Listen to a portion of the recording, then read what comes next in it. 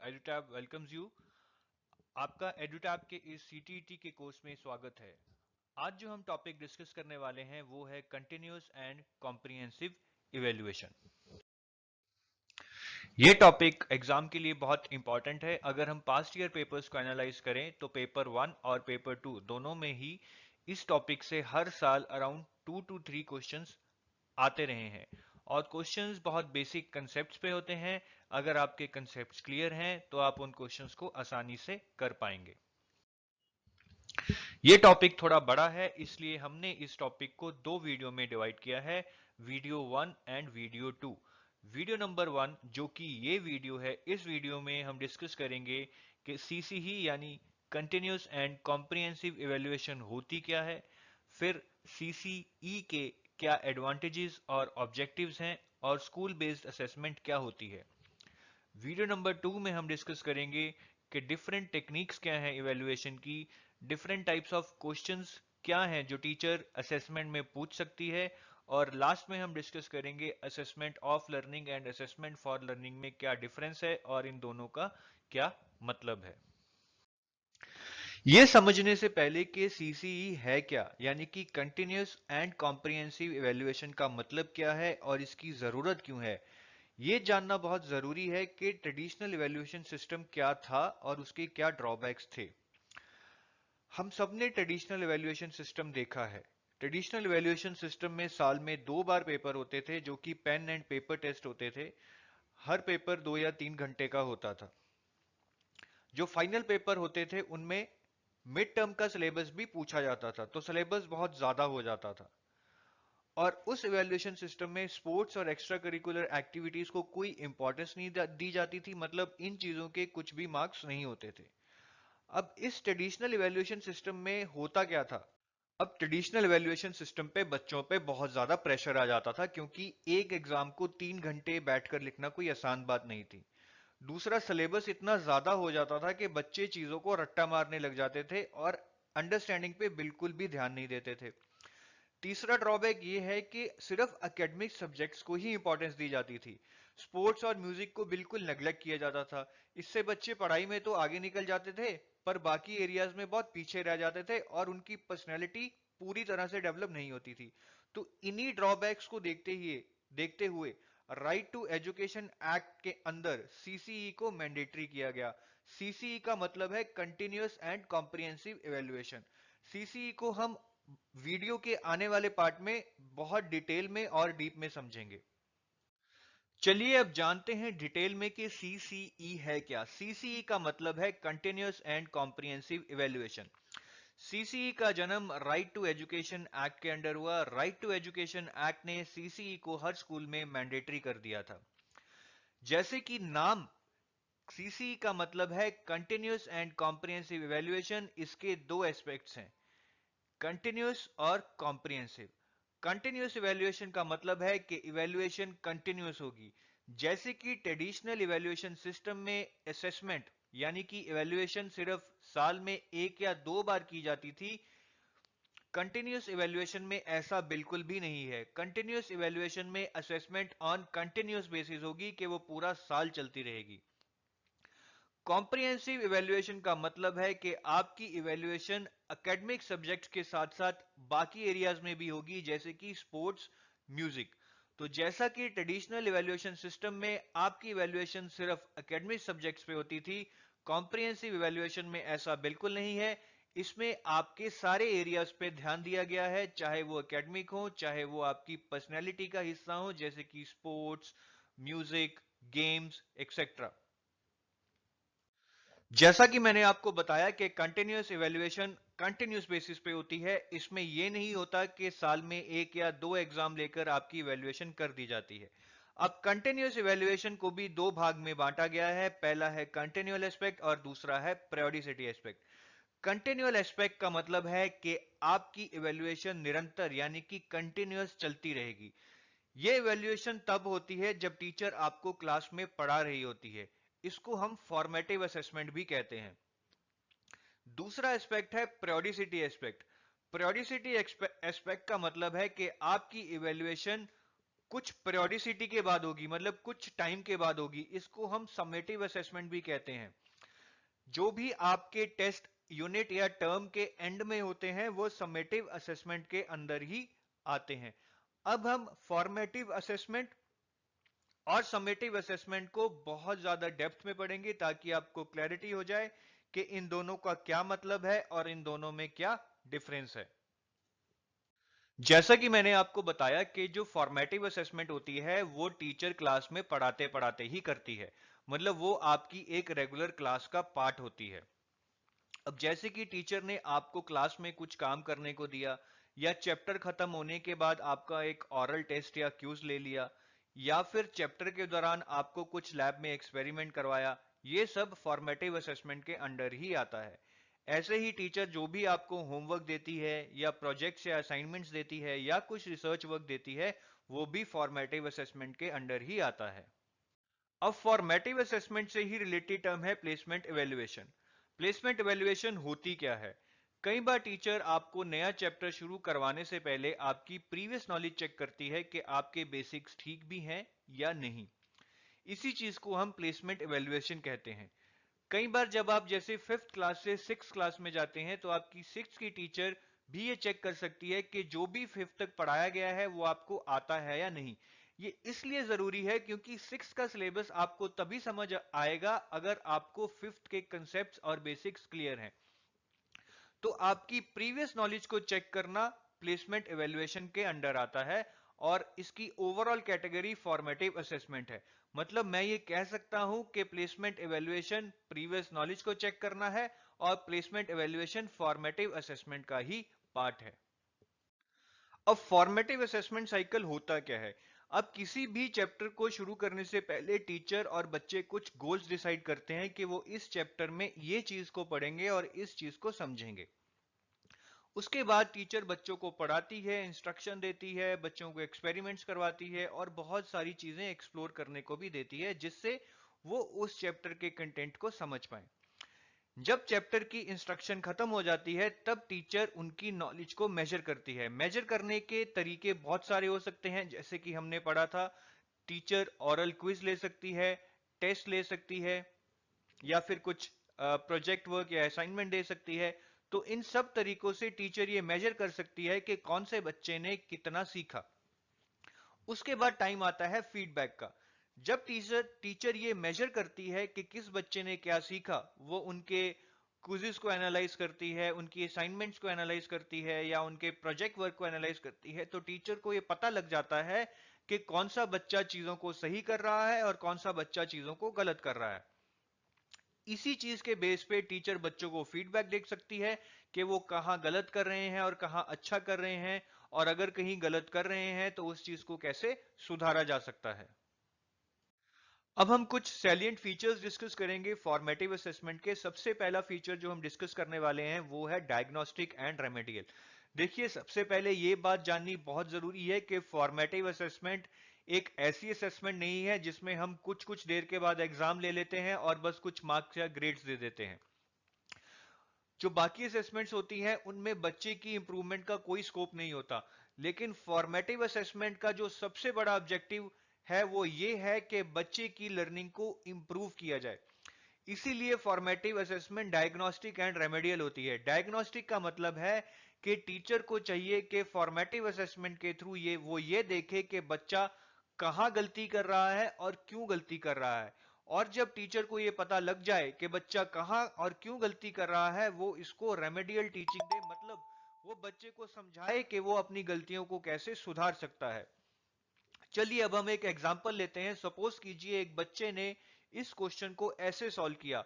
उसने 2 इंटू 3 को 5 लिख दिया और 2 प्लस 3 को 6 लिख दिया। ये दोनों ही गलत हैं। ऐसे ही उसने 2 इंटू 4 को 6 लिख दिया और 2 प्लस 4 को 8 लिख दिया। ये दोनों भी गलत हैं। अब अगर टीचर देखेगी तो उसको पता लग जाएगा कि उसने सारे क्वेश्चन गलत किए हैं, और एक तरह से वो ये समझ सकती है कि बच्चा तो बिल्कुल ही नालायक है। लेकिन अगर टीचर अच्छे से एनालाइज करे तो उसको पता लग जाएगा कि बच्चे ने क्वेश्चन तो गलत किए हैं, लेकिन अगर उसका एक कंसेप्ट ठीक कर दिया जाए तो शायद वो सारे क्वेश्चन ठीक कर दे।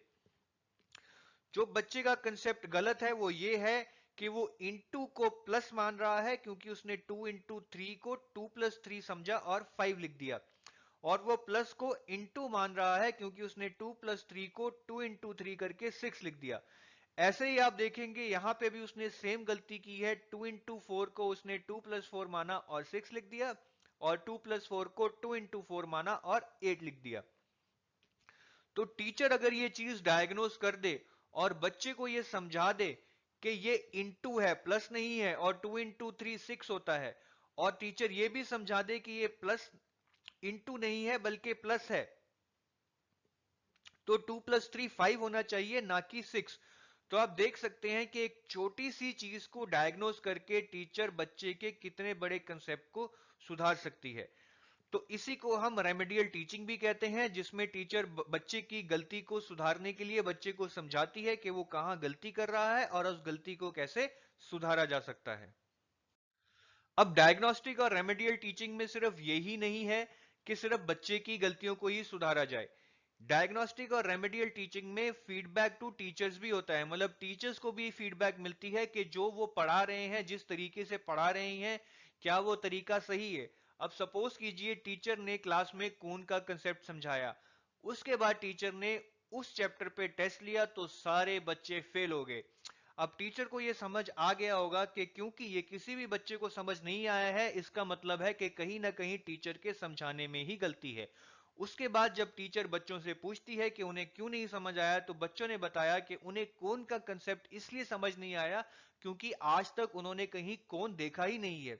इसके बाद टीचर ने क्लास में एक कौन लेकर आई और बच्चों को उस कोन को दिखाया और फिर कोन का कंसेप्ट समझाया, तो बच्चों को बिल्कुल अच्छी तरह से समझ आ गया। और जब उसके बाद फॉर्मेटिव असेसमेंट यानी कि क्विज या ऑरल टेस्ट लिया, तो बच्चों के बहुत ज्यादा अच्छे नंबर आए। अब फॉर्मेटिव असेसमेंट में सेल्फ असेसमेंट का कंपोनेंट भी होता है, क्योंकि जब भी फॉर्मेटिव असेसमेंट की जाती है तो बच्चे ये एनालाइज कर सकते हैं कि उन्होंने टेस्ट में कहां गलतियां की और वो अपनी गलतियां कैसे सुधार सकते हैं। Formative assessment builds on prior knowledge, जैसे कि मैंने आपको बताया कि फॉर्मेटिव असेसमेंट का ही पार्ट प्लेसमेंट एवेल्युएशन है, जहां टीचर बच्चे को नई चीज शुरू करवाने से पहले उसकी एग्जिस्टिंग नॉलेज को टेस्ट करती है। इसलिए हम कह सकते हैं कि formative assessment builds on prior knowledge के वो एक स्ट्रक्चर वे में बच्चे को पढ़ाने में हेल्प करती है। तीसरी है learning in cooperation with peers. Formative assessment के बाद बच्चे ये देख सकते हैं कि जो बच्चे अच्छे कर रहे हैं, मतलब उनको कंसेप्ट समझ आ गया है, और जिन बच्चों को ये कंसेप्ट समझ नहीं आया है, वो उन बच्चों से जिनको कंसेप्ट समझ आया है उनसे सीख सकते हैं, उनसे पूछ सकते हैं। तो अभी हमने फॉर्मेटिव असेसमेंट को डिटेल में पढ़ा, अब हम पढ़ेंगे समेटिव असेसमेंट को डिटेल में। जैसे कि मैंने आपको बताया था, समेटिव असेसमेंट वो असेसमेंट होती है जो यूनिट या टर्म के एंड में की जाती है। ये फॉर्मेटिव असेसमेंट से बिल्कुल अलग होती है, क्योंकि फॉर्मेटिव असेसमेंट वो असेसमेंट होती है जो क्लास में रेगुलरली बच्चों को पढ़ाते हुए की जाती है। जैसा कि मैंने आपको बताया, समेटिव असेसमेंट वो असेसमेंट होती है जो यूनिट या टर्म के एंड में की जाती है। समेटिव असेसमेंट में आप बच्चों को एमसीक्यूज पूछ सकते हैं, शॉर्ट आंसर टाइप क्वेश्चंस पूछ सकते हैं, या लॉन्ग आंसर टाइप क्वेश्चंस पूछ सकते हैं। समेटिव असेसमेंट बेसिकली ये टेस्ट करती है कि बच्चों में रिटेंशन की कितनी कैपेसिटी है, कि क्या वो पिछले 1 या 2 महीने में पढ़ाया गया कंटेंट रिटेन कर पाते हैं या नहीं। लेकिन समेटिव असेसमेंट में भी एक चेंज किया गया है कि जो सिलेबस फर्स्ट टर्म में कवर हो जाता है उसको सेकंड टर्म में रिपीट नहीं किया जाता है, क्योंकि सिलेबस ज्यादा होने से बच्चे प्रेशर में आ जाते हैं, इसीलिए उस सिलेबस को रिपीट नहीं किया जाता है। और समेटिव असेसमेंट का एक ऑब्जेक्टिव ये भी होता है कि स्टूडेंट्स को ग्रेड्स दिए जाएं, मतलब उनको एक तरह से रैंक किया जाए। फॉर्मेटिव असेसमेंट में कभी भी ग्रेडिंग या रैंकिंग नहीं की जाती है। चलिए अब एक क्वेश्चन करते हैं, which one of the following is not a suitable formative assessment task, कि इनमें से कौन सा एक फॉर्मेटिव असेसमेंट टास्क नहीं है। पहला है प्रोजेक्ट, नहीं ये फॉर्मेटिव असेसमेंट टास्क है, क्योंकि हमने अभी पढ़ा था कि project and assignments are part of formative assessment, तो ये तो गलत है। दूसरा है ऑब्जर्वेशन, ये भी गलत है, क्योंकि ऑब्जर्वेशन भी फॉर्मेटिव असेसमेंट टास्क ही है। जब टीचर क्लास में बच्चे को ऑब्जर्व करती है तो उसको पता लग जाता है कि कौन सा बच्चा कितने ध्यान से पढ़ रहा है, तो ये ऑप्शन गलत है। तीसरा है रैंकिंग द स्टूडेंट्स, ये बिल्कुल गलत है, क्योंकि हमने ये अभी देखा है कि फॉर्मेटिव असेसमेंट में कोई रैंकिंग नहीं की जाती, हालांकि समेटिव असेसमेंट में ग्रेडिंग जरूर की जाती है। तो मेरे हिसाब से ये फॉर्मेटिव असेसमेंट टास्क नहीं है, और इसलिए इसका आंसर 3 होना चाहिए। हम एक बार ऑप्शन 4 भी टेस्ट कर लेते हैं। Open ended questions. Open ended questions आप अभी आगे जाके पढ़ेंगे, लेकिन ओपन एंडेड क्वेश्चंस का मतलब है वो क्वेश्चंस जो बच्चे को सोचने पे मजबूर करें। तो ये भी एक फॉर्मेटिव असेसमेंट टास्क का ही पार्ट है, क्योंकि क्लास में टीचर पढ़ाते पढ़ाते बच्चों से कुछ ऐसे क्वेश्चंस पूछ सकती है जो उनको सोचने पे मजबूर करें, और इसलिए ऑप्शन 4 भी आंसर नहीं हो सकता। तो इसका आंसर है ऑप्शन नंबर 3, यानी कि रैंकिंग द स्टूडेंट्स एक फॉर्मेटिव असेसमेंट टास्क नहीं है। चलिए अब हम कुछ डिफरेंसेस पढ़ लेते हैं फॉर्मेटिव और समेटिव असेसमेंट के बीच में। सबसे बड़ा डिफरेंस जो फॉर्मेटिव और समेटिव असेसमेंट के बीच में है वो ये है कि फॉर्मेटिव असेसमेंट का गोल है इम्प्रूव, कि बच्चे की लर्निंग में अगर कुछ गलतियां हैं तो उन गलतियों को ढूंढा जाए और उन्हें ठीक किया जाए, मतलब बच्चे की लर्निंग को इम्प्रूव किया जाए। जबकि सबमेटिव असेसमेंट में बिल्कुल उल्टा होता है। सबमेटिव असेसमेंट में बच्चे को प्रूव करना होता है कि जो उसने सीखा है वो उसको याद भी रख पा रहा है या अप्लाई भी कर पा रहा है। दूसरा है पर्पस। तो फॉर्मेटिव असेसमेंट का जो पर्पस है, जैसे कि हमने पढ़ा कि उसका गोल है इंप्रूव, इसलिए वो ओवरऑल लर्निंग को एनहांस करता है। जबकि सबमेटिव असेसमेंट सिर्फ एक बच्चे की जजमेंट बनाने में हेल्प करती है, वो लर्निंग को एनहांस नहीं करती। क्योंकि सबमेटिव असेसमेंट एंड में होती है तो बस आप एक जजमेंट कर पाते हैं कि ये बच्चा नालायक है या होशियार है। फॉर्मेटिव असेसमेंट जैसे कि हमने पढ़ा, ये पढ़ने के दौरान होती है, मतलब ड्यूरिंग इंस्ट्रक्शन होती है। लेकिन सबमेटिव असेसमेंट पढ़ाने के बाद होती है, मतलब आफ्टर इंस्ट्रक्शन होती है।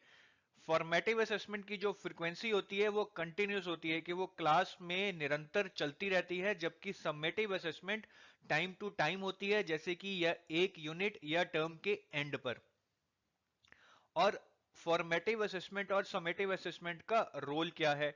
तो रोल एक पर्पस की तरह ही है, कि फॉर्मेटिव असेसमेंट का रोल है कि बच्चे की लर्निंग को इंप्रूव किया जाए, उसकी लर्निंग में गलतियां निकाली जाएं, कमियां निकाली जाएं, उन कमियों को ठीक किया जाए, या फिर अगर टीचर को भी लगता है कि उसकी टीचिंग मेथोडोलॉजी में कहीं कमियां हैं तो उसको ठीक किया जाए।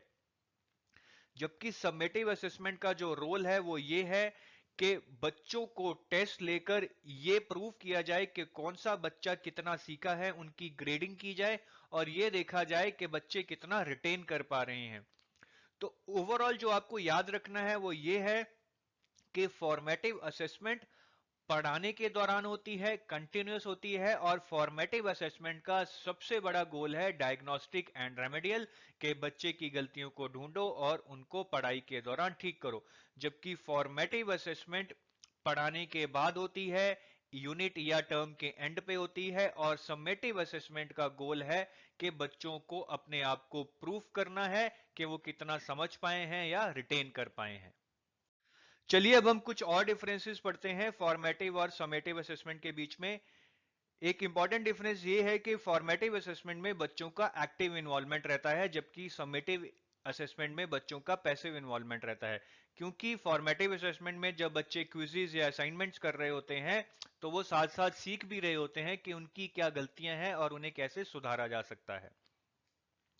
फॉर्मेटिव असेसमेंट के अगर मैं एग्जांपल्स लूं तो वो होंगे कि क्लास में टीचर बच्चों के इंटरव्यूज ले रही है, उनके प्रोजेक्ट्स या असाइनमेंट्स के सैंपल्स देख रही है। जबकि समेटिव असेसमेंट के जो एग्जांपल्स होंगे वो होगा कि एक टीचर एक टेस्ट या एग्जाम ले रही है। डिजाइन का मतलब है कि फॉर्मेटिव असेसमेंट को डिजाइन करने का ऑब्जेक्टिव क्या है। फॉर्मेटिव असेसमेंट को इसलिए डिजाइन किया जाता है ताकि लर्निंग को इंप्रूव किया जाए, यानी कि एक डायग्नोस्टिक और रेमेडियल टीचिंग की जाए। जबकि सबमेटिव असेसमेंट को डिजाइन करने का पर्पस ये होता है कि ये पता लगाया जाए कि कौन से बच्चे ने कितना सीखा है। मीन्स ऑफ टेस्टिंग सेम है जो हमने एग्जांपल्स में डिस्कस किया है। जैसे कि फॉर्मेटिव असेसमेंट में हम कैसे असेसमेंट कर सकते हैं, क्विजेस लेके, इंटरव्यूज लेके, बच्चों से कन्वर्सेशन करके, या बच्चों को प्रैक्टिकल या असाइनमेंट्स देके। ऐसे ही समेटिव असेसमेंट में जो मीन्स ऑफ टेस्टिंग है वो पेन और पेपर टेस्ट की फॉर्म में रहता है, कि बच्चों को 1.5 या 2 घंटे का टेस्ट देना होता है। लास्ट इंपॉर्टेंट पॉइंट है ग्रेडिंग।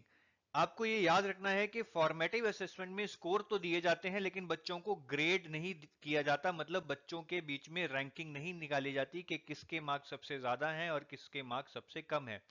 लेकिन समेटिव असेसमेंट में बच्चों की ग्रेडिंग की जाती है। तो ये बहुत इंपॉर्टेंट डिफरेंस है फॉर्मेटिव और समेटिव असेसमेंट में, कि फॉर्मेटिव असेसमेंट में बच्चों की रैंकिंग पे ध्यान नहीं दिया जाता लेकिन समेटिव असेसमेंट में बच्चों की रैंकिंग पे ध्यान दिया जाता है।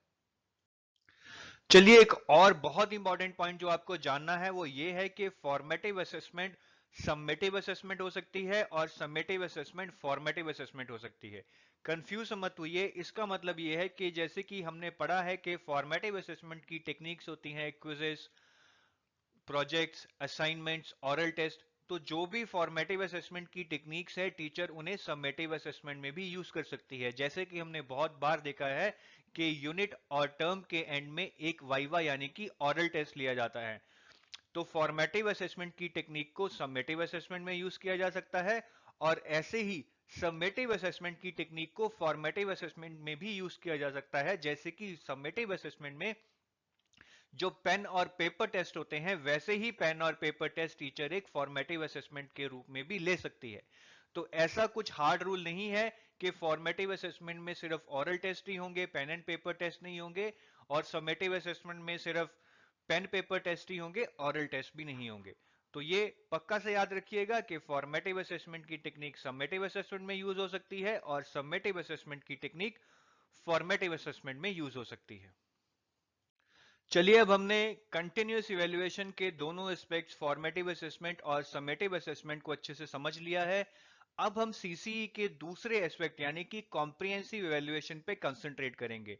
कॉम्प्रिहेंसिव इवैल्यूएशन का मतलब है कि जो बच्चे की इवैल्यूएशन होती है वो कॉम्प्रिहेंसिव होनी चाहिए, एक होलिस्टिक इवैल्यूएशन होनी चाहिए जिसमें कि बच्चे की पर्सनैलिटी के सारे एस्पेक्ट्स को इवैल्यूएट किया जाए। तो कॉम्प्रिहेंसिव इवैल्यूएशन में बेसिकली दो पार्ट्स आते हैं, एक है स्कॉलेस्टिक इवैल्यूएशन और दूसरा है को स्कॉलेस्टिक इवैल्यूएशन। स्कॉलेस्टिक इवैल्यूएशन का मतलब है कि आप बच्चे को इवैल्यूएट कर रहे हैं एकेडमिक सब्जेक्ट्स में जैसे कि मैथ्स, हिंदी, इंग्लिश। लेकिन को स्कॉलेस्टिक इवैल्यूएशन का मतलब है कि आप बच्चे को इवैल्यूएट कर रहे हैं को स्कॉलेस्टिक एरियाज जैसे कि स्पोर्ट्स, म्यूजिक, गेम्स एक्सेट्रा। अब जो स्कोलेस्टिक इवेल्युएशन होती है उससे आप क्या टेस्ट करते हैं, आप उसमें बच्चे की थिंकिंग को टेस्ट कर सकते हैं कि बच्चा किस स्तर तक सोच सकता है और प्रॉब्लम्स को एनालाइज कर सकता है और उनके सॉल्यूशंस ढूंढ सकता है। को स्कॉलेस्टिक एरिया में हम ये देखते हैं कि क्या बच्चे में एक प्रॉपर लाइफ स्किल्स डेवलप हो गई हैं। लाइफ स्किल्स का मतलब है कि क्या बच्चे में सोशल, इमोशनल स्किल्स और एक प्रॉपर वैल्यूज डेवलप हो गई हैं। सोशल स्किल्स का मतलब है कि क्या बच्चा ये जानता है कि उसको अपने बड़ों से कैसे बात करनी है, लोगों के साथ कैसे मिलना जुलना है। इमोशनल स्किल्स का मतलब है कि क्या बच्चा ये जानता है कि जब वो गुस्से में हो तो उसको गुस्सा कैसे कंट्रोल करना है, और जब वो बहुत खुश हो तो उसको अपनी एक्साइटमेंट को कैसे कंट्रोल में रखना है। ऐसे ही ये भी टेस्ट करना चाहिए कि बच्चे में प्रॉपर वैल्यूज डेवलप हुई हैं या नहीं, मतलब कि क्या उसका एटीट्यूड अपने पेरेंट्स की तरफ और अपने टीचर्स की तरफ सही है, क्या वो क्लास में पंक्चुअल है और क्या वो अपनी सराउंडिंग्स को क्लीन रखता है। तो बेसिकली ये सब टेस्ट करके हम ये चीज टेस्ट कर रहे हैं कि बच्चे में एक प्रॉपर लाइफ स्किल्स डेवलप हो गई हैं कि क्या वो अपनी जिंदगी को एक अच्छे तरीके से गुजार सकता है या नहीं। अब कुछ लोग मानते हैं कि लाइफ स्किल्स इतनी इंपॉर्टेंट चीज नहीं है, लेकिन एकेडमिक सब्जेक्ट्स में ही मार्क्स लाना सबसे इंपॉर्टेंट चीज है।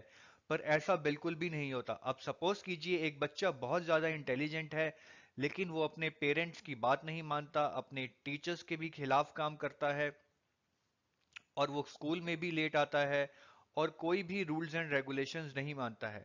ऐसा बच्चा शायद छोटी क्लासों में पढ़ाई में ठीक करता रहे, लेकिन जब वो बड़ा होगा तो वो गलत कंपनी में पड़ जाएगा, ड्रग्स लेने लगेगा, चोरियां करने लगेगा और हो सकता है कि वो आगे जाके एक चोर डाकू ही बन जाए। तो लाइफ स्किल्स के साथ हम थिंकिंग स्किल्स भी टेस्ट करते हैं। हालांकि स्कॉलेस्टिक एरियाज में थिंकिंग स्किल्स ज्यादा टेस्ट होती हैं, लेकिन को स्कॉलेस्टिक एरियाज में भी आपकी थिंकिंग स्किल्स टेस्ट होती हैं, क्योंकि आप जितने भी अच्छे स्पोर्ट्स पर्सन ले लीजिए उनमें उनके सक्सेसफुल होने के पीछे एक चीज जरूर होती है कि उनको एक अच्छा दिमाग होता है, वो अपनी गेम को अच्छे से समझ पाते हैं, अच्छे से एनालाइज कर पाते हैं वरना वो एक अच्छे प्लेयर्स ना बनते। तो इसलिए को स्कॉलस्टिक असेसमेंट आपकी थिंकिंग स्किल्स को भी असेस करती है। इसके अलावा को स्कॉलस्टिक असेसमेंट ये असेस करती है कि आप को करिकुलर एक्टिविटीज जैसे कि स्पोर्ट्स म्यूजिक में कैसे हैं। ये असेस करना भी बहुत जरूरी है, क्योंकि हर बच्चा अपने आप में अलग है और उसमें एक अलग टैलेंट होता है। अगर आप उस बच्चे के टैलेंट को स्पॉट कर लें और उसको एनकरेजमेंट दें तो वो भी आगे जाके सचिन तेंदुलकर जैसा प्लेयर बन सकता है। अब हम देखेंगे कि स्कॉलेस्टिक और को स्कॉलेस्टिक एरियाज को इवेल्युएट करने की टेक्निक्स क्या हैं। स्कॉलेस्टिक एरियाज को तो इवेल्युएट करने की टेक्निक सीधी है कि आप फॉर्मेटिव असेसमेंट और समेटिव असेसमेंट कीजिए, जिसमें आपको ये पता लग जाएगा कि कौन सा बच्चा किस सब्जेक्ट्स में कैसा परफॉर्म कर रहा है। लेकिन को स्कॉलेस्टिक्स एस्पेक्ट को टेस्ट करने के लिए सिर्फ एक ऑब्जर्वेशन होती है टीचर की कि बच्चा स्पोर्ट्स में म्यूजिक में कैसा है। इस चीज के लिए कोई टेस्ट नहीं लिया जाता है, ना तो कोई फॉर्मेटिव असेसमेंट की जाती है ना ही समेटिव असेसमेंट। तो जो को स्कॉलेस्टिक असेसमेंट है वो टीचर की ऑब्जर्वेशन पे ही डिपेंड करती है। तो टीचर को चाहिए कि वो पूरा साल बच्चे को अच्छे से ऑब्जर्व करें कि वो को स्कॉलेस्टिक एरियाज में कैसा परफॉर्म कर रहा है। जैसा कि हमने पढ़ा कि कॉम्प्रिहेंसिव इवैल्यूएशन में स्कॉलेस्टिक और को स्कॉलेस्टिक एरियाज को इवैल्यूएट किया जाता है। इसी के कारण बच्चे की होलिस्टिक डेवलपमेंट होती है, क्योंकि स्कॉलेस्टिक एरिया से सिर्फ आपकी मेंटल डेवलपमेंट हो सकती है, लेकिन इमोशनल, फिजिकल, सोशल और स्पिरिचुअल डेवलपमेंट आपकी को स्कॉलेस्टिक एरिया से ही हो सकती है। इसलिए यह बहुत जरूरी है कि स्कूल स्कॉलेस्टिक एस्पेक्ट्स के साथ साथ को स्कॉलेस्टिक एस्पेक्ट्स पे भी पूरा ध्यान दें। चलिए क्वेश्चन करते हैं। क्वेश्चन है कि continuous and comprehensive evaluation emphasises on, कि जो कंटिन्यूअस और कॉम्प्रिहेंसिव इवैल्यूएशन है वो किस चीज पे जोर डालती है। पहला ऑप्शन है continuous testing on a comprehensive scale to ensure learning, कि हमें कंटिन्यूअस टेस्टिंग करनी चाहिए बच्चे की और कॉम्प्रिहेंसिव स्केल पे करनी चाहिए टू एंश्योर लर्निंग। मेरे हिसाब से तो ये गलत है, क्योंकि कॉम्प्रिहेंसिव स्केल का मतलब तो है कि हमें बहुत ही कॉम्प्रिहेंसिव टेस्टिंग करनी चाहिए, जबकि कॉम्प्रिहेंसिव का मतलब सीसी में होता है स्कॉलेस्टिक और कॉस्कॉलेस्टिक एवेल्युएशन। तो मेरे हिसाब से ये गलत है, पर फिर भी हम एक बार दूसरा, तीसरा और चौथा ऑप्शन देख लेते हैं। दूसरा ऑप्शन है how learning can be observed, recorded and improved upon. ये देखिए, ये है इसका सही आंसर, क्योंकि हमने पढ़ा है कि सीसीई का मेन ऑब्जेक्टिव यही है कि आप लर्निंग को ऑब्जर्व कीजिए, उसमें गलतियां निकालिए कि बच्चा कहाँ पे गलत कर रहा है, क्यों कर रहा है, और उसको ठीक कीजिए। तो मेरे हिसाब से ये इसका जो आंसर होगा वो ऑप्शन नंबर 2 ही होगा। फिर भी हम तीसरा चौथा एक बार देखते हैं। Fine tuning of test with teaching, ये तो गलत है कि टीचिंग के साथ आप टेस्ट को फाइन ट्यून कर दें। Redundancy of the board examination, ये भी गलत है। तो इसका आंसर ऑप्शन नंबर 2 ही है कि continuous and comprehensive evaluation emphasise करता है कि आप लर्निंग को ऑब्जर्व कीजिए और फिर उसको इम्प्रूव कीजिए। चलिए क्वेश्चन है the upscaling of performance in scholastic areas on the basis of performance in co-scholastic areas can be justified as, कि अगर आप किसी बच्चे को स्कॉलेस्टिक एरिया में ज्यादा मार्क्स देते हैं क्योंकि उसने को स्कॉलेस्टिक एरियाज में बहुत अच्छा परफॉर्म किया है, तो आप इसको कैसे जस्टिफाई कर सकते हैं। पहला ऑप्शन है इट एंश्योर्स यूनिवर्सल रिटेंशन, ये बिल्कुल ही रिलेटेड नहीं है, तो ये तो आंसर नहीं होगा। It develops respect for manual labour, बिल्कुल गलत है, क्योंकि स्कोलेस्टिक और को स्कोलेस्टिक एरियाज का मैनुअल लेबर से कुछ लेना देना ही नहीं है। It caters to individual differences, ये इसका आंसर हो सकता है और सही भी लग रहा है कि आप किसी को स्कॉलेस्टिक एरिया में इसलिए ज्यादा नंबर दे रहे हैं क्योंकि वो को स्कॉलेस्टिक एरियाज में काफी अच्छा है। तो इसका मतलब ये हुआ कि आप ये लेकर चल रहे हैं कि हर बच्चा अलग है, उसको इवेल्युएट करने की अलग अलग टेक्निक्स होनी चाहिए। तो अगर कोई बच्चा को स्कॉलेस्टिक एरियाज में अच्छा है तो उसकी एक तरह से काफी परसेंटेज ऑफ असेसमेंट को स्कॉलेस्टिक एरियाज में ही होनी चाहिए। तो इसीलिए आप उस बच्चे को स्कोलेस्टिक एरिया में अच्छा परफॉर्म करने के लिए थोड़े से नंबर स्कोलेस्टिक एरिया में भी ज्यादा दे देंगे। तो मेरे हिसाब से इसका आंसर 3 होना चाहिए। हम एक बार ऑप्शन नंबर 4 भी चेक कर लेते हैं।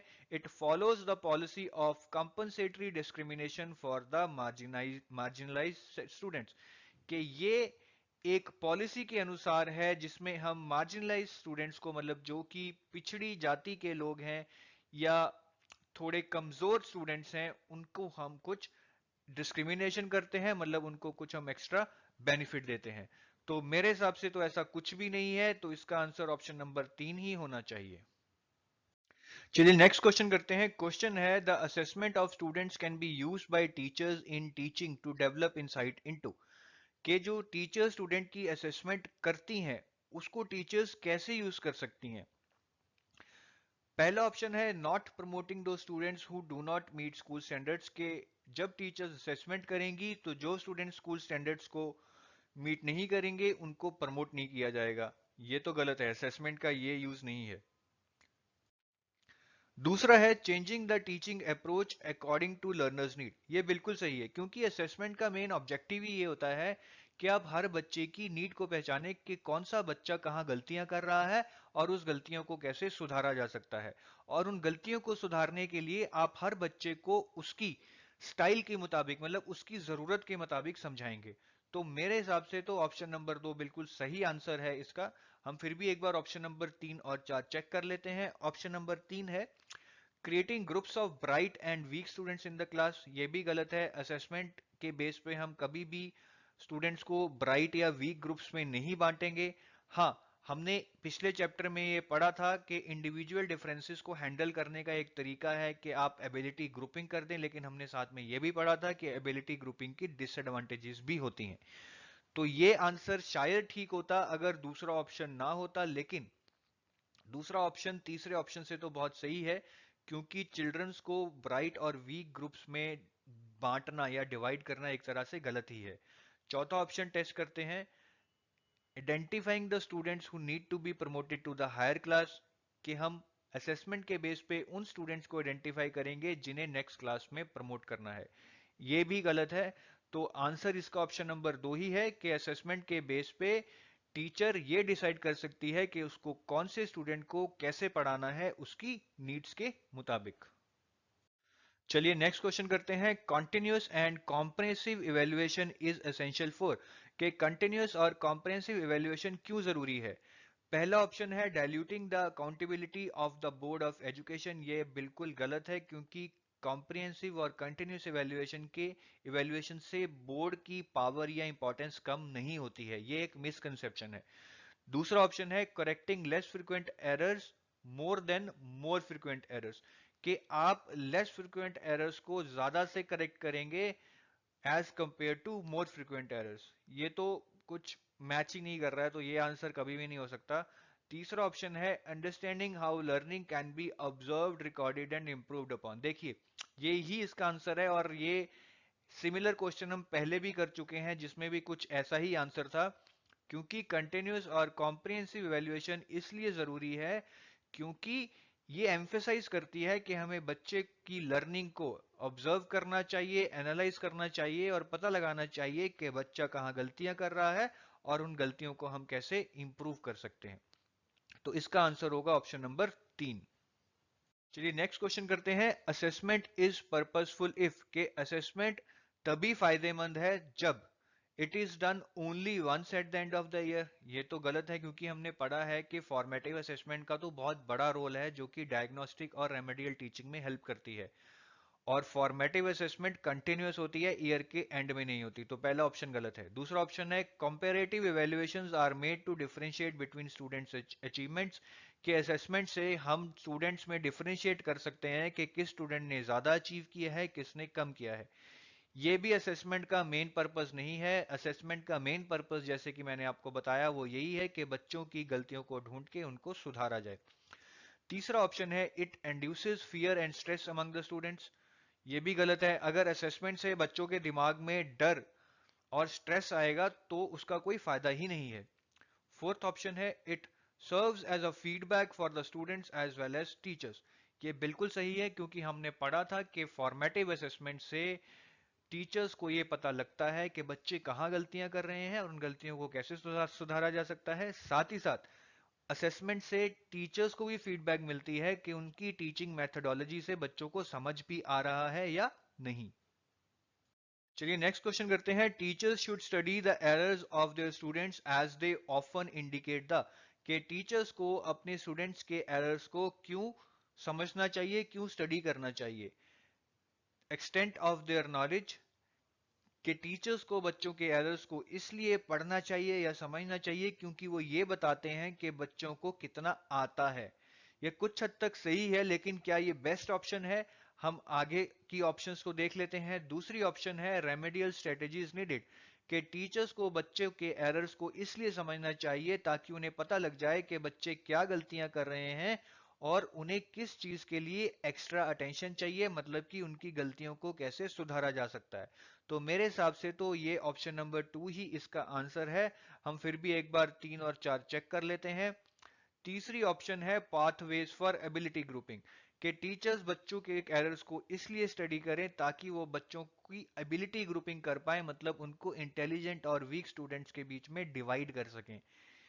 ये कुछ हद तक सही हो सकता था, लेकिन जैसे कि मैंने आपको बताया, एबिलिटी ग्रुपिंग वैसे ही एक नेगेटिव चीज है क्योंकि इससे नालायक बच्चों में एक इंफीरिटी कॉम्प्लेक्स आता है, वो अपना कॉन्फिडेंस लूज करते हैं। और यहाँ पे दूसरा ऑप्शन ज्यादा अच्छा है, इसलिए तीसरा ऑप्शन मैं नहीं कंसीडर करूंगा, मैं दूसरे ऑप्शन पे ही रहूंगा। चौथा ऑप्शन है नीड फॉर डिफरेंशिएटेड करिकुलम। ये भी कुछ हद तक सही है कि आप बच्चों के एरर्स को पढ़कर ये समझ सकती हैं कि बच्चे कैसे किस चीज को समझ रहे हैं, क्या गलतियां कर रहे हैं और क्यों कर रहे हैं। और इस बेस पे आप डिसाइड कर सकते हैं कि किस बच्चे को किस तरह का करिकुलम चाहिए। तो मेरे हिसाब से चौथा ऑप्शन भी सही हो सकता है, लेकिन दूसरे और चौथे ऑप्शन में से जो बेहतर ऑप्शन है, मतलब जो ज्यादा अच्छा आंसर है, वो है रेमेडियल स्ट्रेटेजीज नीडेड।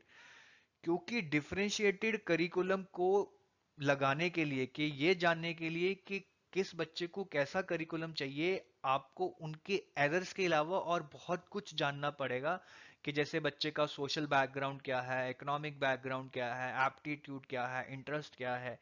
लेकिन रेमेडियल स्ट्रेटेजीज डिसाइड करने के लिए कि किस बच्चे की गलतियों को कैसे सुधारना है, उसके लिए आपको बच्चों के एरर्स को जानना ही जरूरी है। तो मेरे हिसाब से आंसर होगा ऑप्शन नंबर 2। चलिए नेक्स्ट क्वेश्चन करते हैं। The most appropriate logical predicate for continuous and comprehensive evaluation should be, कि इनमें से कौन सी statement continuous and comprehensive evaluation को सबसे ज्यादा सपोर्ट करता है या सबसे ज्यादा उसके हक में है। पहली लाइन है assessing more than one aspect of learning, के continuous and comprehensive evaluation learning के एक से ज्यादा एस्पेक्ट को टेस्ट करती है। बिल्कुल सही है, क्योंकि हमने पढ़ा है कि कंटिन्यूअस एंड कॉम्प्रिहेंसिव इवैल्यूएशन से स्कॉलेस्टिक के साथ साथ को स्कॉलेस्टिक एरियाज भी इवैल्यूएट होते हैं। तो पहला ऑप्शन आंसर हो सकती है, लेकिन हम एक बार दूसरा, तीसरा और चौथा ऑप्शन भी इवैल्यूएट कर लेते हैं। दूसरा ऑप्शन है मैक्सिमाइजिंग द असेसमेंट अपॉर्चुनिटीज, के कंटिन्यूस और कॉम्प्रिहेंसिव इवैल्यूएशन इसलिए की जाती है ताकि बच्चों को ज्यादा से ज्यादा बार टेस्ट किया जा सके या असेस किया जा सके। ये गलत है, क्योंकि ये तो इसका ऑब्जेक्टिव नहीं है। तीसरा ऑप्शन है promoting the holistic nature of human personality. ये बिल्कुल सही है, क्योंकि हमने पढ़ा था कि कंटिन्यूस और कॉम्प्रिहेंसिव इवैल्यूएशन से बच्चे की ना सिर्फ मेंटल बल्कि सोशल, इमोशनल, फिजिकल और स्पिरिचुअल डेवलपमेंट भी होती है। तो मेरे हिसाब से ऑप्शन नंबर 3 भी सही है और 1 भी सही है, लेकिन हम एक बार ऑप्शन नंबर चौथा देख लेते हैं, फिर हम डिसाइड करेंगे कि कौन सी ऑप्शन आंसर है। चौथी ऑप्शन है increasing the burden on teachers. जी नहीं, ये तो बिल्कुल भी ऑब्जेक्टिव नहीं है कंटिन्यूस और कॉम्प्रिहेंसिव इवैल्यूएशन का। तो आंसर फर्स्ट और थर्ड में से होगा। दोनों ही करेक्ट हैं, लेकिन अगर आप ज्यादा करेक्ट पूछें तो आंसर नंबर 3 है, क्योंकि जो मेन ऑब्जेक्टिव है कंटिन्यूस और कॉम्प्रिहेंसिव इवैल्यूएशन का, वो यही है कि बच्चे की एक होलिस्टिक डेवलपमेंट हो, यानी कि लाइफ के सारे एरियाज में डेवलपमेंट हो। चलिए नेक्स्ट क्वेश्चन करते हैं। Which one of the following statements is true. पहली स्टेटमेंट है the formative assessment can sometimes be summative assessment and vice versa. वाह भी वाह, ये तो पहला ऑप्शन ही हमें मिल गया जो ट्रू है, क्योंकि हमने बहुत अच्छे से पढ़ा था कि formative assessment techniques summative assessment में यूज हो सकती हैं और summative assessment techniques formative assessment में यूज हो सकती हैं। तो मेरे हिसाब से तो इसका आंसर ऑप्शन नंबर 1 ही है, और इसके आगे जाके बाकी ऑप्शंस को एक्सप्लोर करने की जरूरत भी नहीं है, क्योंकि ऑप्शन नंबर 1 बहुत ही डायरेक्ट आंसर है, तो इसका आंसर 1 होगा। चलिए नेक्स्ट क्वेश्चन करते हैं। क्वेश्चन है a teacher asks his her students to draw a concept map to reflect their comprehension of a topic. He she is कि टीचर अपनी स्टूडेंट को बोलती है कि वो जो अभी टॉपिक पढ़ा है उस पे एक कंसेप्ट मैप बनाए ताकि टीचर ये जान पाए कि वो बच्ची या बच्चे ने उस टॉपिक को कितना समझा है। ऐसा वो क्यों कर रही है? पहला ऑप्शन है jogging the memory of the students के टीचर ये जानना चाहती है कि बच्चों की मेमोरी कैसी है। ये भी सही हो सकता है। दूसरा ऑप्शन है कंडक्टिंग फॉर्मेटिव असेसमेंट। जी वाह, यही आंसर है। क्योंकि हम क्लास में जब बच्चे का कुछ भी टेस्ट लेते हैं, उसको असेस करते हैं, उसको फॉर्मेटिव असेसमेंट कहते हैं, क्योंकि ये असेसमेंट हम पढ़ाई के दौरान कर रहे हैं। तो इसका आंसर ऑप्शन नंबर 2 ही होगा। हम फिर भी एक बार ऑप्शन नंबर 3 और 4 टेस्ट कर लेते हैं। ऑप्शन नंबर 3 है testing the ability of students to summarise the main points, कि टीचर ये टेस्ट करना चाहती है कि स्टूडेंट्स मेन पॉइंट को कैसे समराइज करते हैं। ये भी सही है, लेकिन अगेन जो ऑप्शन नंबर 1 और 3 है ये एक्चुअली एक फॉर्मेटिव असेसमेंट को ही बता रहे हैं। तो मेरे हिसाब से इन तीनों में से अभी तक दूसरा ऑप्शन ही सही है जो बेस्ट है। फोर्थ ऑप्शन है trying to develop rubrics to evaluate the achievement of students. अब मुझे तो इसका मतलब ही नहीं पता क्या होता है, तो मैं इस ऑप्शन को वैसे ही निकाल दूंगा, क्योंकि वैसे भी मुझे ऑप्शन नंबर 2 एक ऑप्शन है जो सही मिल गया है। तो इसका आंसर मैं ऑप्शन नंबर 2 ही टिक करूंगा। चलिए, अब हमने अच्छे से जान लिया है कि सीसीई क्या होती है, कंटिन्यूस का मतलब क्या है, कॉम्प्रिहेंसिव का मतलब क्या है, फॉर्मेटिव और समेटिव असेसमेंट क्या होती है, और स्कोलेस्टिक और को स्कोलेस्टिक एरियाज क्या हैं। अब हम पढ़ेंगे कि सीसीई का ऑब्जेक्टिव क्या है, कि इसको इंप्लीमेंट ही क्यों किया गया है। देखिए, सबसे पहले तो जैसे हमने पढ़ा है कि ट्रेडिशनल एवेल्युएशन सिस्टम में क्या होता था कि साल के एंड में आपका 2 या 3 घंटे का पेपर होता था, और उसी के बेस पे डिसाइड होता था कि आप क्लास में किस रैंक पे आ रहे हैं। मतलब जितने आपके मार्क्स अच्छे आएंगे उतना ज्यादा आपको इंटेलिजेंट माना जाता था। तो बच्चों पे बहुत ज्यादा एक प्रेशर आ जाता था और बहुत ज्यादा कंपटीशन उनमें हो जाता था कि हमें सब कुछ अब इन 3 घंटे में ही करना है। इसके कारण उनके ऊपर बहुत ज्यादा दबाव आ जाता था। लेकिन अब सीसी ने क्या किया है कि वैल्यूएशन को कंटिन्यूस बना दिया है, कि वो डेली बेसिस पे आपकी वैल्यूएशन होती है। तो इससे बच्चों पे थोड़ा प्रेशर कम हो गया है। इसके अलावा सीसी में मार्क्स की जगह ग्रेड्स दिए जाने लग गए हैं, ताकि बच्चों को हम 1 2 3 करके रैंक ना करें, बल्कि उनकी ग्रेडिंग करें कि ये ए ग्रेड के बच्चे हैं और बी ग्रेड के बच्चे हैं। ग्रेडिंग से क्या होता है कि जो बच्चे आधे आधे या एक एक मार्क के लिए परेशान रहते थे, अब वो नहीं होता है। ग्रेडिंग में होता है कि जैसे 95 से 100 से लेके सब एक ग्रेड में है, तो बच्चों को जब उनका ग्रेड बता दिया जाता है तो उनको ये मालूम नहीं होता कि उनके 96 मार्क्स हैं, 99 मार्क्स हैं। उनको तो बस उनका ग्रेड बता दिया जाता है। तो इससे बच्चों में एक एक या आधे आधे नंबर की मारामारी नहीं रहती। दूसरा है डी एम्फेसाइज रोट लर्निंग। क्योंकि पहले आपको सारा सिलेबस टर्म के एंड में होने वाले एग्जाम में आता था, इसलिए आपका सिलेबस बहुत ज्यादा हो जाता था और आप रट्टा मारने लग जाते थे।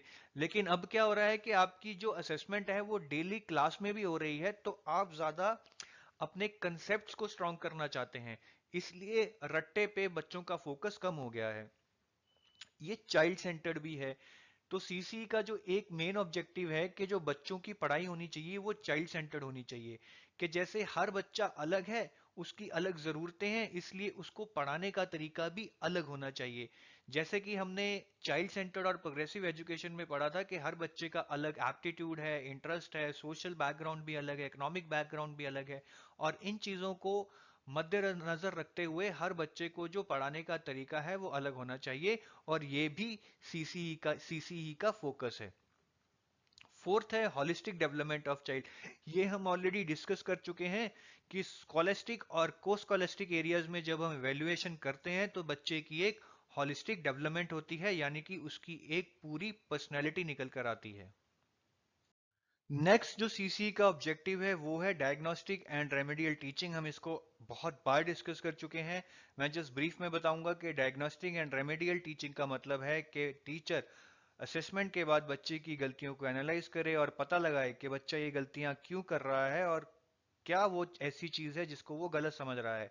ये करके टीचर ये जान पाएगी कि बच्चे को कैसे समझाना है, मतलब उसकी गलतियों को कैसे सुधारना है, ताकि वो आगे जाके फ्यूचर में जाके ऐसी गलतियां ना करे। उसके बाद है मोटिवेटिंग। देखिए, सीसी में जब आप बच्चे की फॉर्मेटिव असेसमेंट करते हैं तो उसके बाद आप बच्चे को समझाते हैं कि वो अपनी गलतियों को कैसे इंप्रूव कर सकता है और अगली बार ज्यादा मार्क्स ला सकता है। ये करके आप बच्चे को एक मोटिवेशन देते हैं कि उसकी गलतियां परमानेंट नहीं है, टेम्परेरी हैं। अगली बार से वो अपनी गलती को अच्छे से सुधार सकता है। तीसरा है evaluation as an integral part of teaching learning process. इसका मतलब है कि सीसी ये मानती है कि इवेल्युएशन टीचिंग लर्निंग प्रोसेस का एक इंटीग्रल पार्ट है। मतलब कि जैसे मैंने आपको एग्जांपल दिया था कि टीचर भी फॉर्मेटिव असेसमेंट से फीडबैक ले सकती है कि उसके पढ़ाने में क्या गलती है। जैसे कि मैंने आपको कोन का एग्जांपल दिया था कि जब बच्चे क्लास में कोन के कंसेप्ट को नहीं समझ पाए तो टीचर को ये पता लग गया कि उसके पढ़ाने में ही कहीं गलती है। और उसने जब बच्चों से पूछा कि उन्हें कोन क्यों नहीं समझ आया तो बच्चों ने कहा कि उन्होंने आज तक कोन देखा ही नहीं है। तो जब टीचर ने अगली बार क्लास में वो टॉपिक को पढ़ाया तो उसने कोन का यूज किया, यानी कि बच्चों को एक कोन दिखाया और उसके बाद बच्चों ने उस टॉपिक को अच्छे से समझ लिया। तो इससे ये हम इजीली कह सकते हैं कि इवेल्युएशन टीचिंग लर्निंग प्रोसेस का एक पार्ट है। मतलब इवेल्युएशन करके आपको पता लगता है कि कहाँ गलतियां हो रही हैं और आप फिर उन गलतियों को सुधार सकते हैं। चलिए अब जानते हैं कि टीचर का सीसीई में क्या रोल है। क्या उस पे बर्डन बढ़ गया है या उसका काम कम हो गया है। अब ये बहुत बड़ा मिसकंसेप्शन है कि सीसीई के आने से टीचर्स पे बर्डन बढ़ गया है। ऐसा बिल्कुल भी नहीं है, बल्कि टीचर्स को एक तरह से एक्स्ट्रा रिस्पॉन्सिबिलिटी ही दी गई है। उनको एक सेंस ऑफ ओनरशिप आ गई है कि हाँ, उनका रोल बच्चे के लिए बहुत इंपॉर्टेंट है। क्योंकि अगर वो बच्चे की गलतियां नहीं सुधारेंगी तो बच्चा कभी भी अच्छे से सीख नहीं पाएगा। तो जो टीचर का रोल है वो सबसे पहला रोल है कि assess the learner before starting the topic. कि टीचर को अच्छे अच्छे से एक लर्नर को असेस कर लेना चाहिए कोई भी नया टॉपिक शुरू करने से पहले कि वो पिछले टॉपिक्स को अच्छे से समझ गया है या नहीं। क्योंकि अगर बच्चा पिछले टॉपिक्स को ही अच्छे से नहीं समझा है तो अगले टॉपिक्स कभी भी समझ नहीं पाएगा। दूसरा है use variety of ways to collect information. अब टीचर की एक रिस्पॉन्सिबिलिटी होती है कि वो बच्चे को असेस करके ये पता लगाए कि बच्चा कहाँ गलतियां कर रहा है और गलतियां करने का रीजन क्या है। मतलब ऐसे कौन से कंसेप्ट्स हैं जो उसको क्लियर नहीं हुए। तो ये पता लगाने के लिए टीचर को चाहिए कि वो बहुत सारे तरीके ढूंढे जिससे वो इंफॉर्मेशन कलेक्ट करे। जैसे कि वो क्यूजेस करवा सकती है, असाइनमेंट्स दे सकती है, प्रैक्टिकल्स करवा सकती है, कुछ रिसर्च वर्क करवा सकती है। जब वो डिफरेंट तरीके अपनाएगी बच्चों को असेस करने से तो उसको ज्यादा बेहतर अंडरस्टैंडिंग होगी कि बच्चे कहाँ गलतियां कर रहे हैं, मतलब उनके कौन से कंसेप्ट गलत हैं। तीसरा है collect and record information continuously. कि जैसे ही टीचर को बच्चे के बारे में कुछ इंफॉर्मेशन मिलती है जो सिग्निफिकेंट है, मतलब जिसपे टीचर को आगे जाके काम करना है या उसके पेरेंट्स को आगे जाके उस चीज पे काम करना है, तो वो चीज टीचर को तभी रिकॉर्ड कर लेनी चाहिए, उसको डिले नहीं करना चाहिए। क्योंकि आगे जाके टीचर उस चीज को भूल जाएगी। तो बहुत जरूरी है कि उस चीज को वहीं के वहीं कहीं पे नोट कर लिया जाए। फोर्थ है provide feedback to the students and parents to improve the learning process. ये हम पहले भी डिस्कस कर चुके हैं। ये बेसिकली एक डायग्नोस्टिक पार्ट ऑफ टीचिंग ही है कि आप बच्चे की गलतियों को ढूंढें, पता लगाएं कि बच्चा वो गलतियां क्यों कर रहा है और बच्चे को फीडबैक दें कि वो ये गलतियां कर रहा है और इनको कैसे सुधारा जा सकता है। Remedial teaching.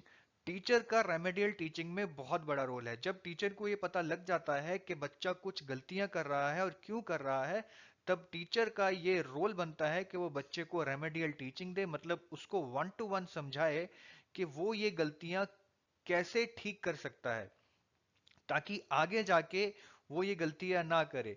जैसे कि अगर बच्चे का कोई कंसेप्ट रॉन्ग है तो टीचर को उसको बिठाकर आराम से उस कंसेप्ट को दोबारा से समझाना चाहिए ताकि उस बच्चे की सारी मिसकंसेप्शंस दूर हो जाएं। नेक्स्ट जो टीचर का रोल है वो ये है कि give importance to each learners way of responding and learning. कि टीचर को ये समझना होगा कि हर बच्चा अलग है, हर बच्चे की अलग कैपेबिलिटी है। क्योंकि जब टीचर क्लास में एक चीज समझाएगी तो कुछ बच्चे तो उसे जल्दी से समझ लेंगे लेकिन कुछ बच्चे उसे समझने में देर लगाएंगे। तो टीचर को चाहिए कि वो ये चीज समझे और जो बच्चे उस चीज को नहीं समझ पा रहे हैं उनको कुछ अलग तरीके से समझाने की कोशिश करे ताकि वो बच्चे भी उस चीज को समझ पाए। नेक्स्ट पॉइंट है measure the effectiveness of teaching strategies. कि ये बहुत जरूरी है कि टीचर ये पता लगाए कि जिन टीचिंग स्ट्रैटेजी या टीचिंग मेथडोलॉजीज, मतलब जो भी टीचर के पढ़ाने के तरीके हैं, क्या वो बच्चों को समझ आ रहे हैं, क्या बच्चे उससे समझ पा रहे हैं। क्योंकि अगर बच्चे उस चीज को समझ ही नहीं पा रहे तो वो टीचिंग मेथडोलॉजीज को करेक्ट करना बहुत जरूरी है। और यही सीसीई का भी एक ऑब्जेक्टिव है, क्योंकि फॉर्मेटिव असेसमेंट से टीचर ये अच्छे से पता लगा सकते हैं कि बच्चों को कितना समझ आया है। और अगर कोई चीज पूरी क्लास को ही समझ नहीं आई है तो टीचर को ये समझ आ जाता है कि कहीं ना कहीं उसके पढ़ाने के तरीके में ही कमी थी। चलिए अब हम कुछ पॉइंट्स डिस्कस करते हैं जो टीचर को नहीं करने चाहिए, मतलब टीचर को अवॉइड करने चाहिए। पहला पॉइंट है label the learners as slow, poor, intelligent etcetera. कि टीचर को अपनी क्लास में कभी भी बच्चों को ऐसे डिवाइड नहीं करना चाहिए कि एक सेट ऑफ बच्चे स्लो हैं, दूसरे सेट ऑफ बच्चे पुअर हैं और तीसरे सेट ऑफ बच्चे इंटेलिजेंट हैं। ये करने से बच्चों में भेदभाव पैदा होता है। तीसरा है मेक कंपैरिजंस बिटवीन देम। कि टीचर को कभी भी बच्चों के बीच में कंपैरिजन नहीं करना चाहिए कि राम शाम से इंटेलिजेंट है या शाम राम से नालायक है। तीसरा है make negative statements like Ram is not intelligent.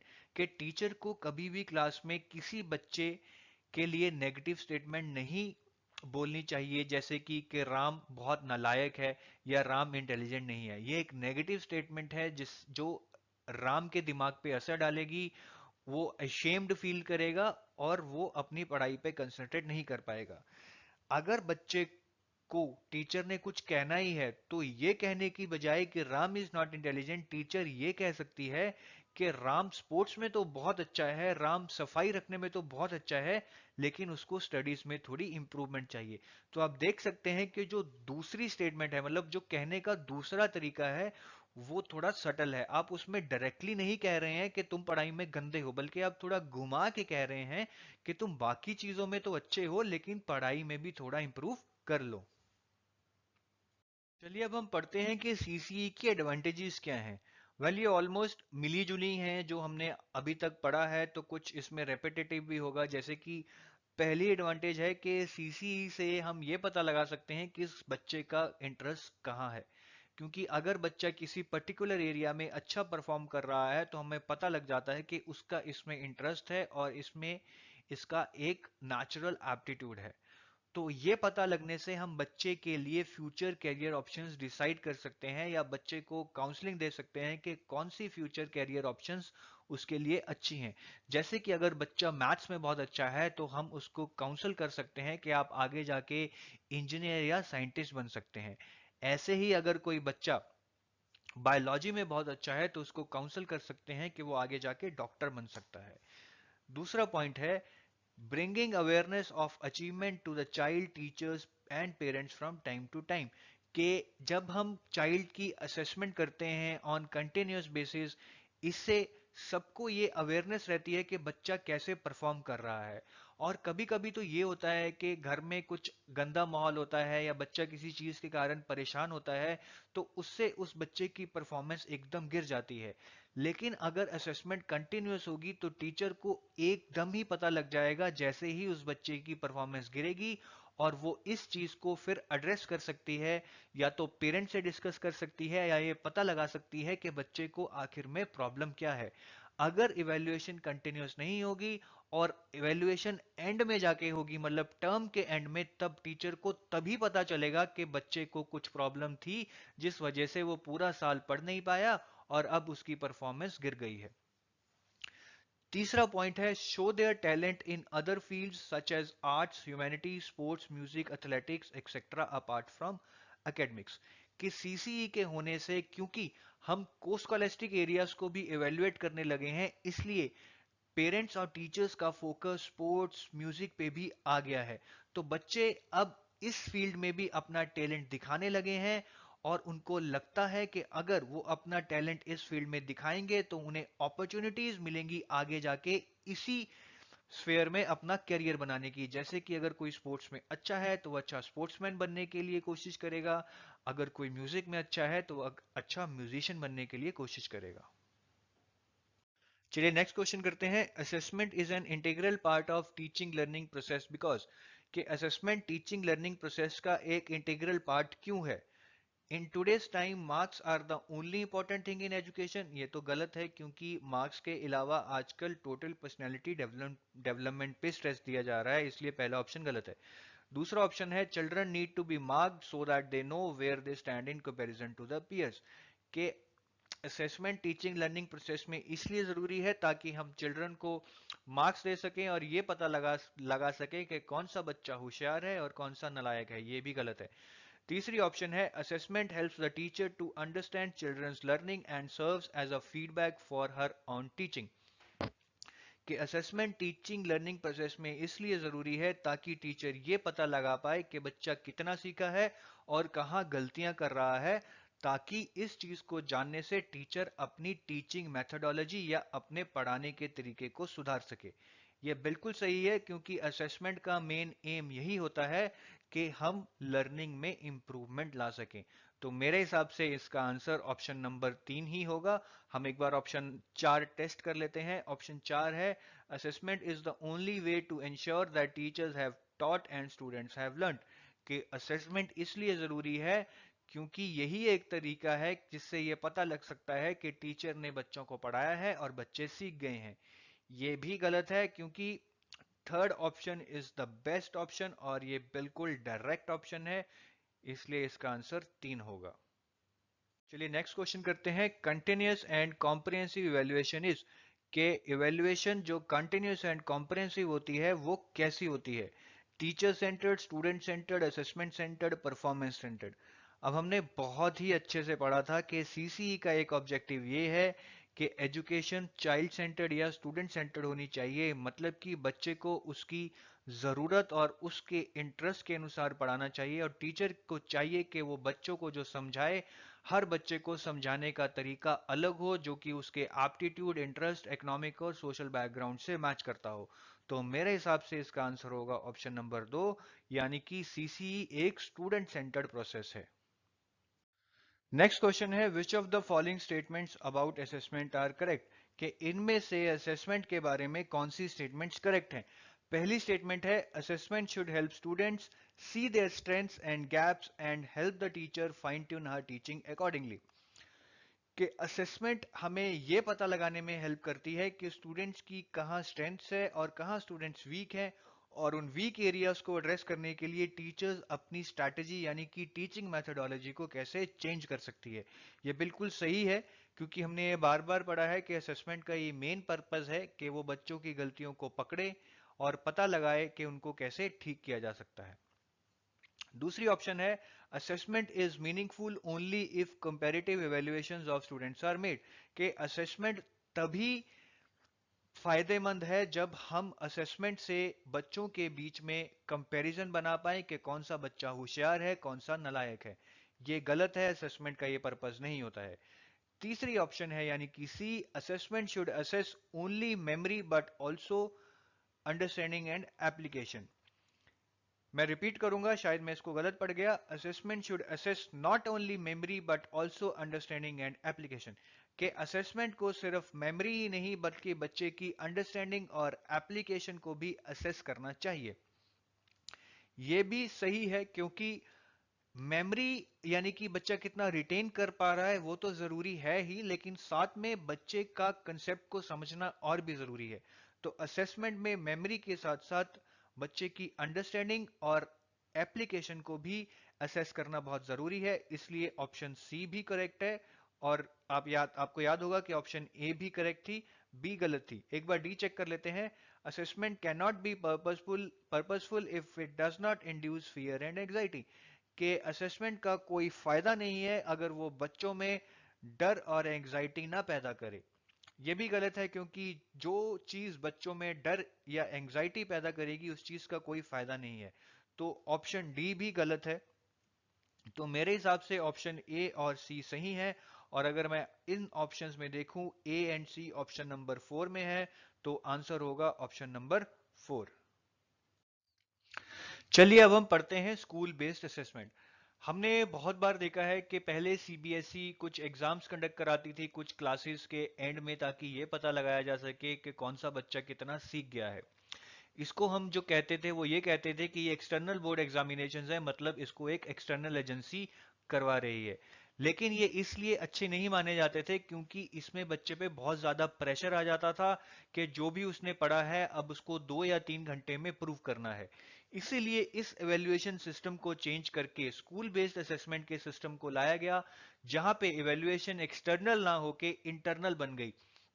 मतलब बच्चे की टीचर ही बच्चे को इवेलुएट करेगी कि बच्चे ने क्लास में क्या सीखा और वो कैसा परफॉर्म कर रहा है।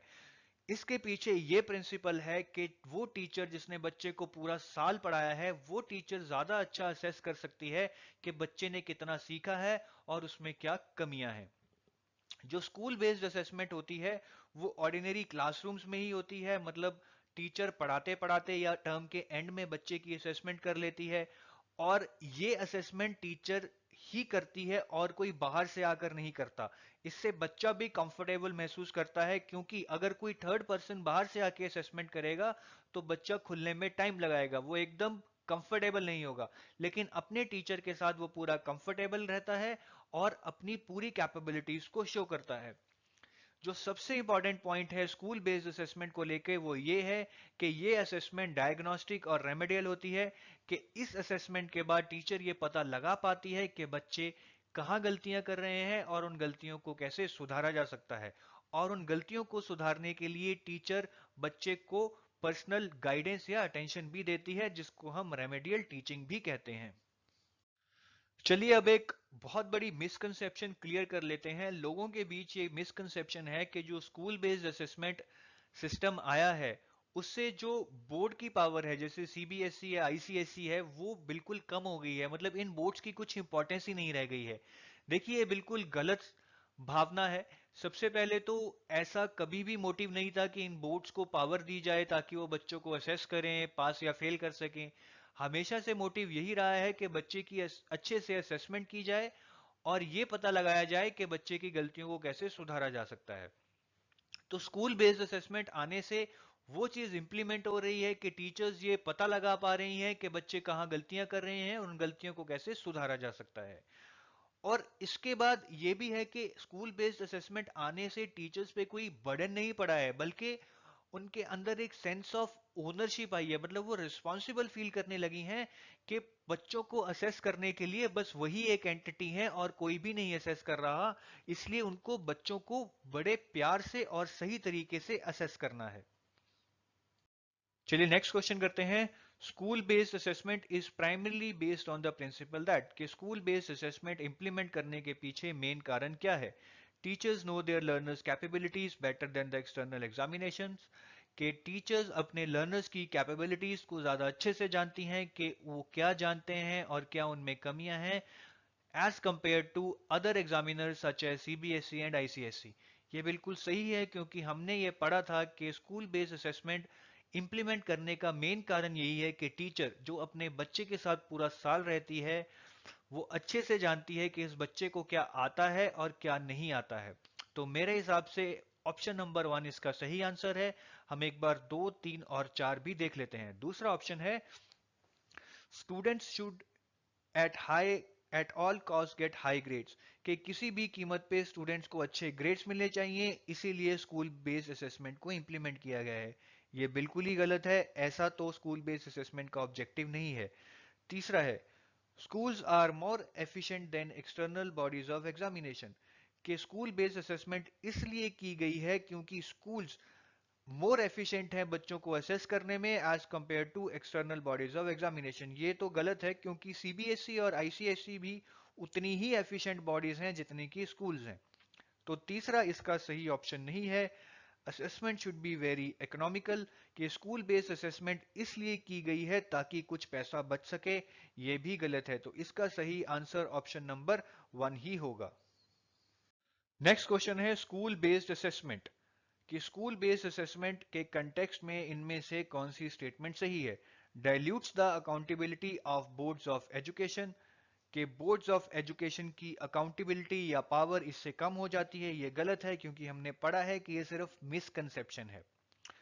दूसरा है hinders achieving universal national standards, के स्कूल बेस्ड असेसमेंट से हम एक यूनिवर्सल नेशनल स्टैंडर्ड नहीं अचीव कर पाएंगे एजुकेशन में। ये भी गलत है, मुझे तो ये ऑप्शन वैसे समझ ही नहीं आ रही है, तो मेरे हिसाब से मैं ऑप्शन नंबर 3 पे जाऊंगा। Helps all students learn more through diagnosis, कि स्कूल बेस्ड असेसमेंट के होने के कारण सब बच्चे अच्छे से सीख सकते हैं, क्योंकि टीचर उनकी लर्निंग का डायग्नोसिस करेगी और उनकी गलतियों को सुधारने के लिए रेमेडियल टीचिंग देगी। तो मेरे हिसाब से ऑप्शन नंबर 3 बिल्कुल सही है और यही इसका आंसर होना चाहिए। हम एक बार ऑप्शन नंबर 4 भी चेक कर लेते हैं। Makes students and teachers non serious and casual, के स्कूल बेस्ड असेसमेंट इसलिए इंप्लीमेंट की गई है ताकि स्टूडेंट्स और टीचर्स पढ़ाई को लेकर नॉन सीरियस हो जाएं और स्कूल में इंजॉय करें। यह भी गलत है, तो इसका आंसर ऑप्शन नंबर 3 ही होगा। चलिए नेक्स्ट क्वेश्चन करते हैं। क्वेश्चन ये है कि स्कूल बेस्ड असेसमेंट को इंट्रोड्यूस क्यों किया गया था। पहली ऑप्शन है decentralise the power of boards of school education in the country, के जो हमारे स्कूल बोर्ड्स हैं उनकी पावर को कम करने के लिए स्कूल बेस्ड असेसमेंट शुरू किया गया था। ये गलत है, जैसे कि मैंने आपको बताया ये सिर्फ एक मिसकंसेप्शन है। दूसरी ऑप्शन है ensure the holistic development of all the students, कि स्कूल बेस्ड असेसमेंट से बच्चों की हॉलिस्टिक डेवलपमेंट होगी, मतलब वो सभी एरियाज में डेवलप करेंगे। ये सही है, क्योंकि हमने पढ़ा है कि स्कूल बेस्ड असेसमेंट में टीचर बच्चों पे बहुत अच्छे से ध्यान देती है कि वो किस एरिया में गंदा परफॉर्म कर रहे हैं और किस एरिया में अच्छा परफॉर्म कर रहे हैं, और जिस एरिया में वो बुरा परफॉर्म करते हैं उस एरिया में उनकी परफॉर्मेंस को सुधारने के लिए स्पेशल गाइडेंस और अटेंशन भी दी जाती है। तो मेरे हिसाब से इसका आंसर ऑप्शन नंबर 2 ही होना चाहिए, क्योंकि स्कूल बेस्ड असेसमेंट से बच्चे की हॉलिस्टिक डेवलपमेंट होती है। फिर भी हम एक बार ऑप्शन नंबर 3 और 4 चेक कर लेते हैं। ऑप्शन नंबर 3 है motivate teachers to punctually record all the activities of students for better interpretation of their progress, कि स्कूल बेस्ड असेसमेंट आने से टीचर्स को एक मोटिवेशन मिला है कि वो बच्चों की एक्टिविटीज को बहुत अच्छे से रिकॉर्ड करें, ताकि वो एक बेहतर इंटरप्रिटेशन निकाल पाए कि कौन सा बच्चा कैसा प्रोग्रेस कर रहा है। ये भी ऑप्शन सही है, लेकिन दूसरे और तीसरे में से कौन सा बेहतर ऑप्शन है ये हमें डिसाइड करना पड़ेगा। उससे पहले हम चौथा ऑप्शन एक बार देख लेते हैं। Encourage schools to excel by competing with the other schools in their area, के स्कूल बेस्ड असेसमेंट आने से हम स्कूल्स के बीच में आपसी कंपटीशन बढ़ाना चाहते हैं। ये भी गलत है, तो मेरे हिसाब से आंसर 2 या 3 में से है, लेकिन ज्यादा जो अच्छा आंसर है वो ऑप्शन नंबर 2 है, क्योंकि ये बहुत बड़ा ऑब्जेक्टिव है कि बच्चे की हॉलिस्टिक डेवलपमेंट हो, और इसीलिए सीसीई और स्कूल बेस्ड असेसमेंट को इंप्लीमेंट किया गया है। ऑप्शन 3 क्या कहता है कि टीचर्स बच्चे की एक्टिविटीज को अच्छी तरह रिकॉर्ड करें और उनकी प्रोग्रेस को अच्छे से देखें, लेकिन वो ऐसा क्यों करेंगी, इसीलिए ना कि बच्चे की एक अच्छी डेवलपमेंट हो। वो ऑप्शन नंबर 2 में दिया है। तो स्कूल बेस्ड असेसमेंट इसलिए इंट्रोड्यूस की गई है ताकि बच्चे की हॉलिस्टिक डेवलपमेंट हो। तो आंसर नंबर है ऑप्शन 2। चलिए नेक्स्ट क्वेश्चन करते हैं कि जो टीचर स्कूल बेस्ड असेसमेंट के अंडर काम करते हैं उनके कंटेक्स्ट में कौन सी स्टेटमेंट सही है। Are overburdened as they need to take frequent tests in addition to Monday test, कि टीचर्स ओवरबर्डन हो गई हैं स्कूल बेस्ड असेसमेंट आने से। गलत है, क्योंकि हमने पढ़ा है कि टीचर्स पे बर्डन नहीं आया है, बल्कि उनको एक सेंस ऑफ ओनरशिप मिली है। तो पहला ऑप्शन तो गलत है। दूसरा ऑप्शन है need to assign project work in each subject to individual students, कि स्कूल बेस्ड असेसमेंट आने से टीचर को एक प्रोजेक्ट वर्क असाइन करना है हर इंडिविजुअल को, हर सब्जेक्ट के लिए। ये शायद सही है, पर जरूरी नहीं है, क्योंकि टीचर ग्रुप प्रोजेक्ट्स भी असाइन कर सकती है, मतलब वो स्टूडेंट्स के एक ग्रुप को प्रोजेक्ट असाइन कर सकती है। तो ऑप्शन नंबर 2 मेरे हिसाब से तो गलत होगा। ऑप्शन नंबर 3 देख लेते हैं। Observe students minutely on daily basis to assess their values and attitudes, के स्कूल बेस्ड असेसमेंट आने से टीचर्स को बच्चों को बहुत करीबी से असेस करना पड़ता है, ताकि वो उनके वैल्यूज और एटीट्यूड्स को समझ पाएं। ये कुछ हद तक सही हो सकता है, क्योंकि टीचर्स के लिए बहुत जरूरी है कि वो क्लास में बैठे बच्चों के वैल्यूज और एटीट्यूड्स को समझें, ताकि उसी के अकॉर्डिंग उन्हें लर्निंग भी दी जाए। एक बार ऑप्शन नंबर 4 चेक कर लेते हैं। Feel a sense of ownership for the system, के टीचर्स जो स्कूल बेस्ड असेसमेंट के अंडर काम करते हैं वो सिस्टम के प्रति एक ओनरशिप मानते हैं, मतलब उनको लगता है कि उनकी रिस्पॉन्सिबिलिटी है कि उन्हें बच्चों को अच्छी लर्निंग देनी है। तो मेरे हिसाब से ऑप्शन नंबर 4 ही सही है, क्योंकि हमने ये पढ़ा था कि स्कूल बेस्ड असेसमेंट आने से टीचर्स को एक सेंस ऑफ ओनरशिप आई है। तो इसका आंसर होगा ऑप्शन नंबर 4। चलिए नेक्स्ट क्वेश्चन करते हैं स्कूल बेस्ड असेसमेंट्स के। स्कूल बेस्ड असेसमेंट के कॉन्टेक्स्ट में इनमें से कौन सी ऑप्शन करेक्ट है? मेरा ध्यान तो सीधा ऑप्शन नंबर 3 पे ही जा रहा है, जो कहती है improve learning by providing a constructive feedback. क्योंकि हमने बार बार पढ़ा है कि असेसमेंट का सबसे बड़ा पर्पस यही है कि आप एक बच्चे की गलतियों को डायग्नोस करें और उनको ठीक करवाएं ताकि बच्चे की लर्निंग इंप्रूव हो। तो मेरे हिसाब से इसका आंसर ऑप्शन नंबर 3 ही होगा। आप वीडियो को पॉज करके ऑप्शन नंबर 1, 2, 4 भी एक बार पढ़ सकते हैं, लेकिन आपको पता लग जाएगा कि इसका सही आंसर ऑप्शन नंबर 3 ही है। इसी के साथ हमारा वीडियो नंबर 1 खत्म होने जा रहा है, लेकिन प्लीज वीडियो नंबर